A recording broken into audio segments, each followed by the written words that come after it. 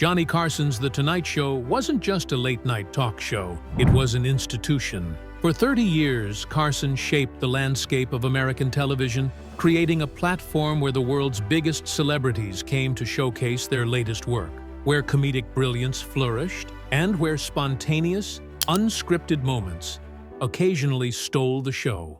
Carson was widely admired for his calm, controlled demeanor, the epitome of cool professionalism. But behind that polished exterior, there were moments when Carson's perfect composure cracked, and the audience witnessed something far more genuine. The real Johnny Carson, unprepared, unfiltered, and often overwhelmed with laughter. These rare, unplanned moments are what turned The Tonight Show into something more than a scripted variety show.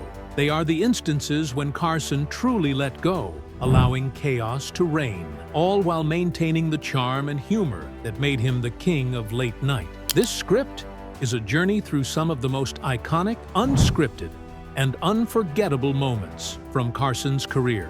Ed Ames's Tomahawk Disaster. Retriever caused Carson, famous for his emotional restraint. It all began in April 1965 with Ed Ames, the actor best known for his role as Mingo on Daniel Boone.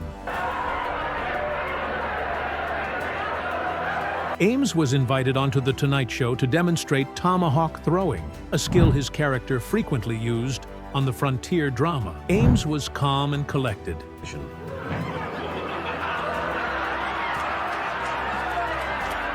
As he explained the technique to Carson, preparing to throw a tomahawk at a wooden cowboy target.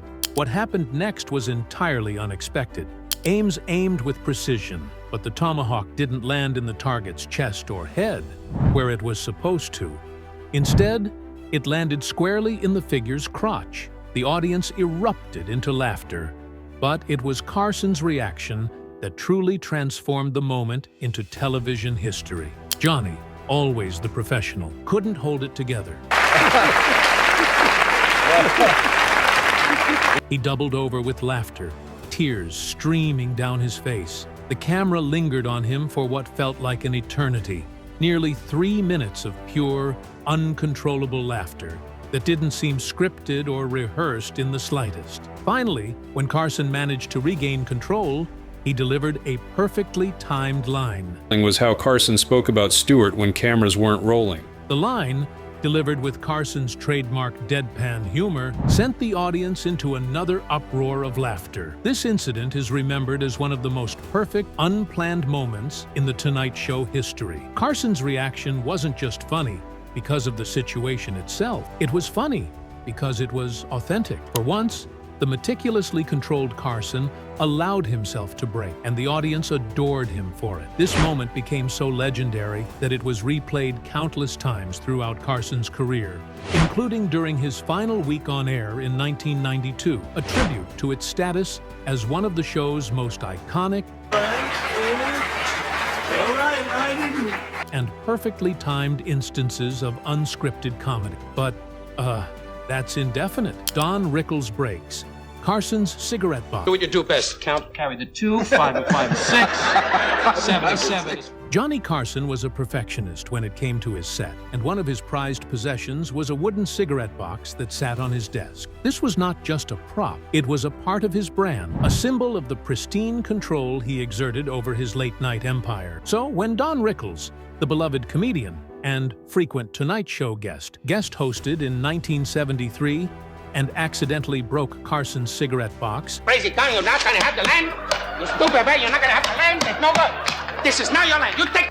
Carson was, understandably, a little upset. The next night, Carson made sure to address the incident on air, holding up the broken box and joking about Rickles' transgression. But this was Johnny Carson, and he wasn't going to let it go that easily. Several months later, Carson learned that Rickles was filming his sitcom C.P.O. Sharkey on a nearby NBC soundstage.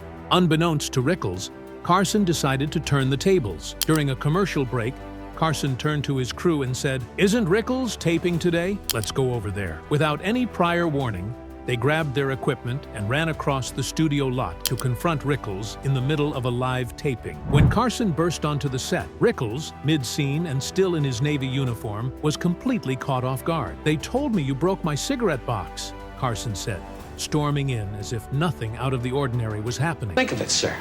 5,000 toilets flushing all at the same time. Rickles, visibly confused and flustered, protested, trying to explain himself. The moment was unscripted, chaotic, and hilarious, but it was also incredibly sweet. The chemistry between Carson and Rickles was palpable, and it was clear that their playful rivalry was born from deep affection. The unexpected encounter between the two comedians, which was both absurd and touching, became an immediate classic. Actually, my mother still has that in a trunk at home.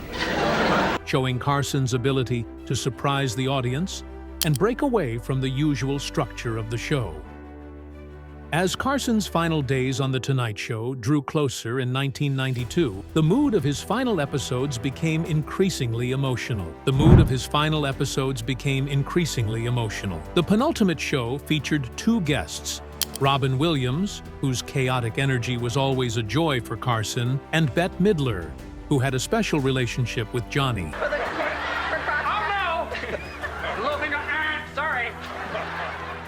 By the end of the episode, after countless jokes and banter between the two, Midler made a surprising decision to serenade Carson with a deeply emotional song, "One for My Baby" and "One More for the Road." The song, about saying goodbye, wasn't just a performance. For the kind of bucks you're making, for simple double taking.